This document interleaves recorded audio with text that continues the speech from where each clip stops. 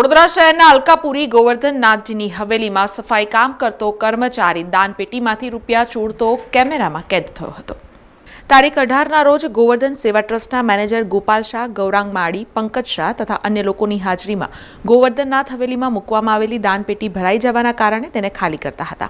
તે દરમિયાન દાનપેટીમાંથી 2 પટ્ટી લગાવેલી વાંસની સ્ટીક મળી આવી હતી, જેથી મેનેજર સહિતના લોકોને દાનપેટીમાંથી કોઈ ચોરી કરતું હોવાની શંકા જતા ગોવર્ધનનાથ હવેલીમાં લગાવેલા સીસીટીવી કેમેરા ચેક કરતા સફાઈ કામ કરતા સંજય દિનેશ બારિયા હાથમાં વાંસની સ્ટીક લઈને હવેલીમાં અલગ અલગ જગ્યાએ મૂકેલી દાનપેટીઓમાં વાંસની સેલોટેપ વાળી સ્ટીક નાખી રૂપિયા કાઢતો જણાયો હતો।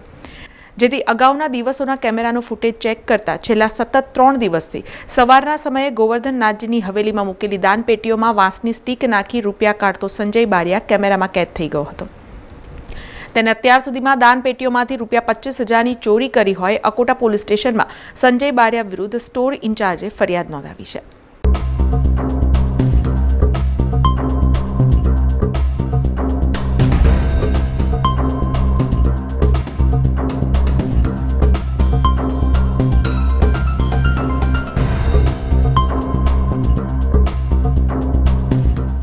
સમાચારોના સતત અપડેટ માટે TNN ન્યૂઝને YouTube પર સબસ્ક્રાઇબ કરી બેલ આઇકોન પ્રેસ કરો અને અમારી સાથે જોડાયેલા રહો Facebook, Instagram અને Twitter ઉપર।